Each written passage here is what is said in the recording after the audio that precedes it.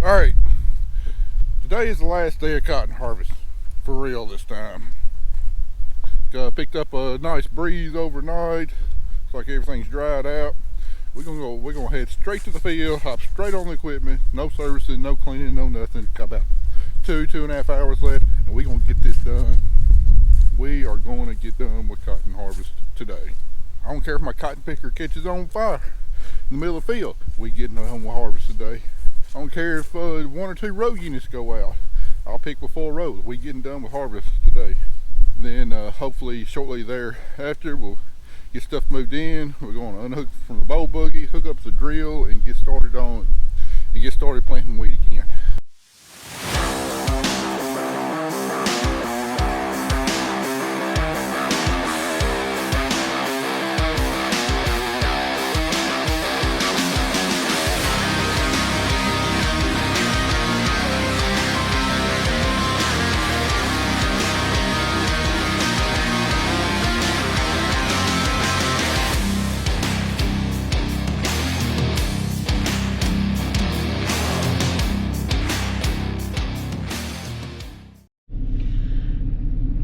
So technically today is the last day of cotton harvest because Matt jinxed it yesterday when there was a 20% chance of rain became 100% chance.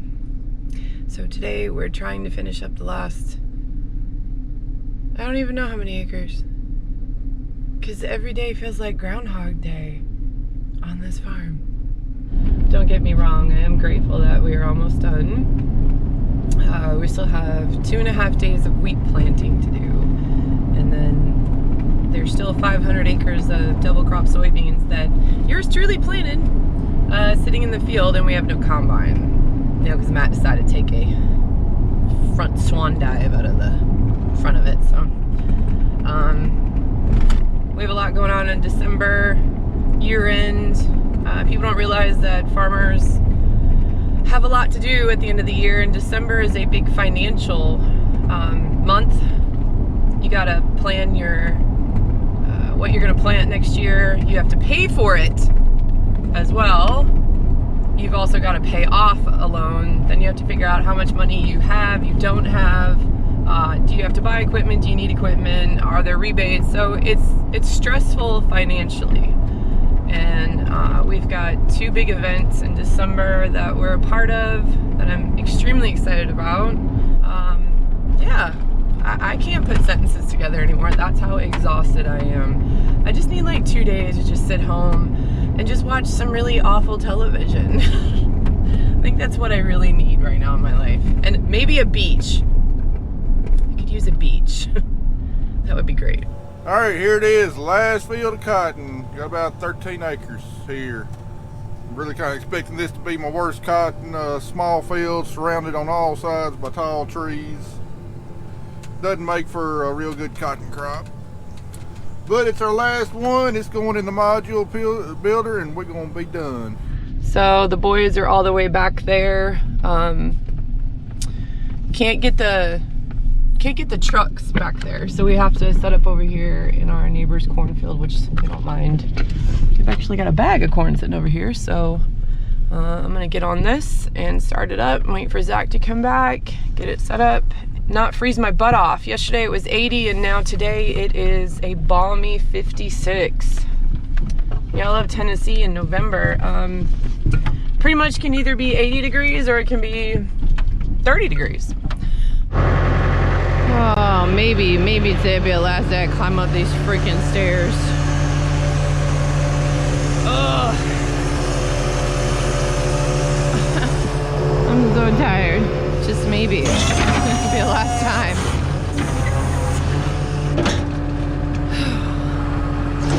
Oh, no! Oh, the seat is wet and I just got my bum wet. Ah! Can't sit down now. That's great. That's great. Well, the clouds have broken, the sun is out, and the skies have brightened. Yes, we will get done today. Here in about an hour and a half to 2 hours, we'll have all this cotton done. Well, we're moving right on along. This is the very last module of Cotton 2020.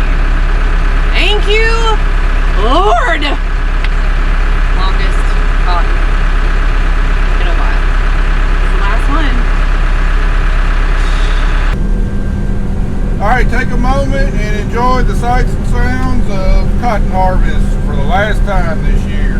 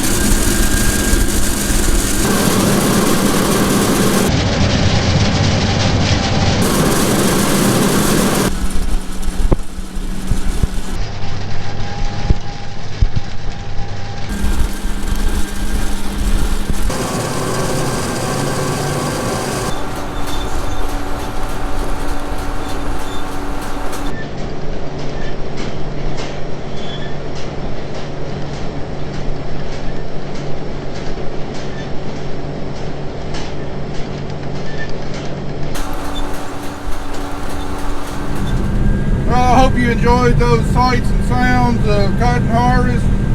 It'll be the last ones until next year. Hopefully next year we'll have another real good cotton crop, a bunch of beautiful sights, and some more good footage. Also, I've had several requests and questions on how a cotton picker works. That's actually a video I made this past winter. Be sure to look for it under the playlist on our page called How Farm Equipment Works. If I can remember, I'll post a link to it right here. I probably won't remember though, so be sure to look for it on that playlist. It's got a bunch of real good footage and shots, very detailed on how exactly the cotton picker harvests cotton. Well, these are the rows I've been looking for ever since we started planting cotton on May 15th, 2020. Been looking for these rows. Last 6 rows of cotton harvest. And what a good harvest it's been. The Lord's really blessed us this year, even through some pretty tough conditions. We've had a really good cotton crop. Hadn't been a record cotton crop, not going to beat last year, I don't believe, but it's been really good, been one I'm really proud to have. Let it be official that at 11:35 a.m. on November 11, 2020, we're done.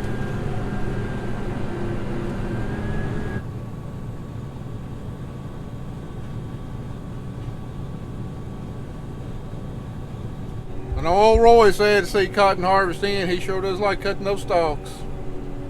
Last load of cotton going to the module builder.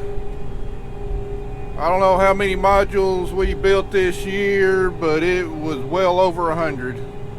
I know, I think out of all of us, Kelly's probably the happiest to be done. It takes a big toll on her physically, building modules and tarping them and climbing up and down off the module builder. I know she's happy to be done. Well, while they're building that module, we'll go ahead and take this time. We'll go ahead and winterize the water system on the cotton picker. No telling when the temperature's going to drop down below freezing. Close to the middle of November, it's bound to be soon. So we're going to go ahead and get that knocked out of the way. On water drain out.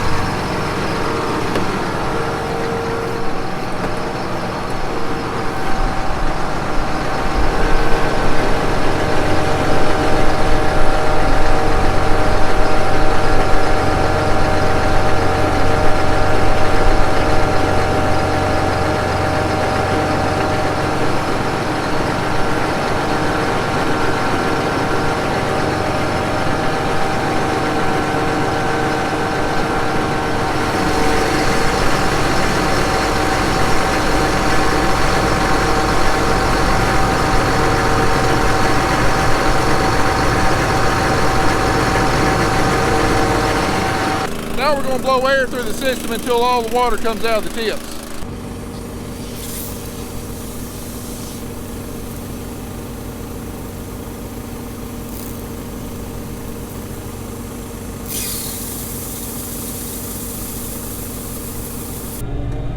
All right, on our way home for the last time.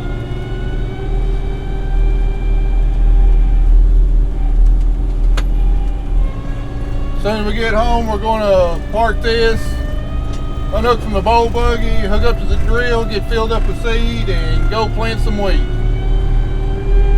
I can't begin to express how big of a relief this is off of our shoulders. Cotton harvest is something we look forward to every year, but it's also the biggest hurdle in getting done. It takes so much time and effort to get our cotton crop out, keep all these different pieces of equipment maintained and running. You know, you can only get over so many acres a day, and the better the cotton is, the slower it goes. Every year, once cotton harvest is over with, we can start to see that light at the end of the tunnel. Right now, luckily, we've already gotten a little over half of our wheat planted. We got about another 230 acres of wheat to plant. Yeah, it won't take us about 2.5 days to get that planted. And then we only got one thing left to do for the year before we're done, and that's get our soybeans out, which once we get a combine, it won't take that long. We have good days like we got today. We can easily get 80 to 100 acres of ground covered in a day. So we're looking anywhere from 5, 7, 8 days max to get our soybeans out. But we got to have a combine first. Tell you what, things are changing fast around here. The brightness of fall is starting to dim a little bit. A lot of the trees have lost the majority of their leaves. Old man winter is not far away. Alright, we're going to park it under the shed until we have a chance to start cleaning this thing up here in a few weeks. Or if we don't get our combine back soon, it might begin this weekend.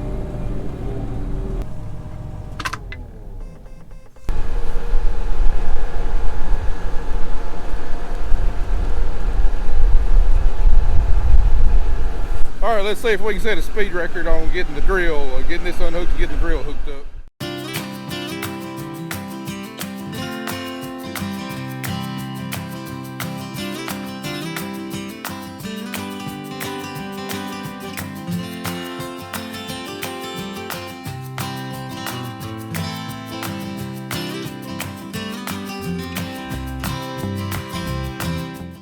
Well, we did that in record time.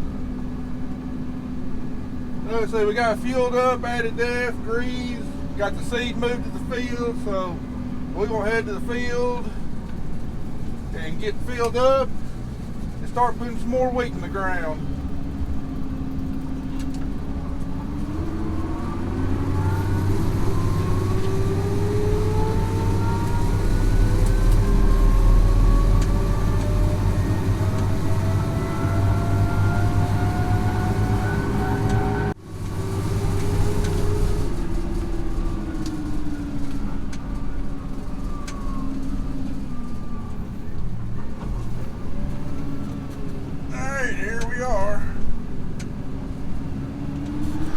Alright, before we fill up with seed, I want to adjust the rate. We're switching varieties, and the variety we're going to has a smaller seed size. It's got about 2,000 more seeds per pound, so we're going to lower the rate a little bit because he'll be putting out more seeds every time the tire turns. So we were putting out about 155, 156 pounds per acre. We're going to lower it to about 151, 152 pounds per acre.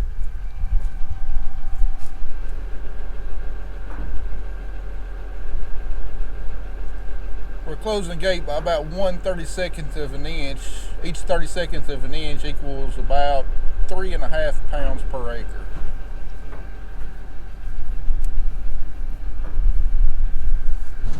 Alright, we're all loaded up and back to putting some seed in the ground. Had a couple little problems to deal with. Found a wiring harness on my front axle that allows the suspension to work.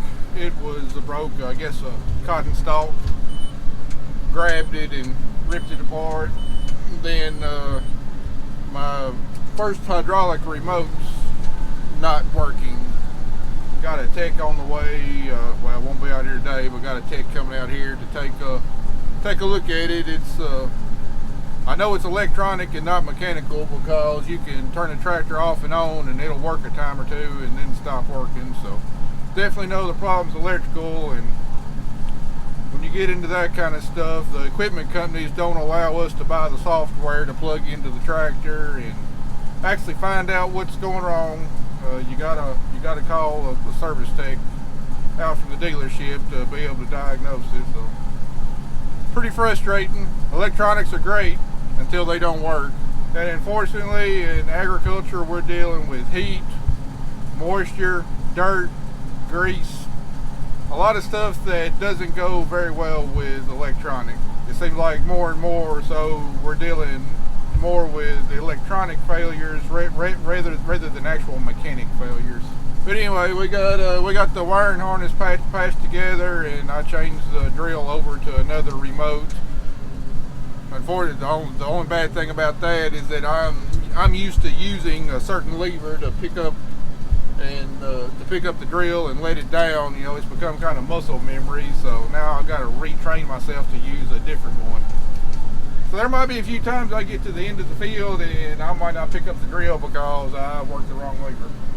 I definitely got to say, these are the best planting conditions we've ever had this late in November. Last 3 years, or last 2 to 3 years when I planted in November, I've always been planting in the mud. But we got pretty much perfect ground conditions, perfect soil moisture, no mud, no water standing anywhere. It's warm outside, so the ground temperature is warm. So hopefully we're going to get a pretty quick germination on this weed and get it up and out of the ground pretty quick. There's really no reason, unless the weather takes a turn for the worse extremely soon and really fast, there's really no reason not to expect having a great stand of wheat. It just might be a week or two behind, which in the case of wheat's not necessarily a bad thing, because if you have lantern plated wheat, if you have any late freezes in say April, you got a better chance of avoiding them. I'm feeling pretty good about the wheat crop right now. Got a long ways to go before it's in the bin, but at least it should be getting off to a good start. Got another beautiful West Tennessee harvest sunset for you. Enjoy. Well, it's just about done for the day. My drill is almost out of seed, and I've already emptied the seed tenders, so as soon as my drill runs out of seed, we're gonna call it a day. It's about 9 o'clock and I'm whooped. It's been a long day, but it's been a productive day. We finally got done picking cotton, got swapped over to planting weed, and got almost 50 acres covered today, so we've had a pretty good day. That leaves us with about 180 acres left to do over the next 2 days, which shouldn't be any problem. And we still don't have any word about the combine. I don't think there's any chance the combine shows up this weekend, so we can start cutting beans. So there's a chance we might get our first weekend off in I don't know how long. Well, we just ran out of seed, so we're going to call it a day. I'll go ahead and end this video here. Once again, appreciate y'all watching, and stay tuned. We'll see you in the next one.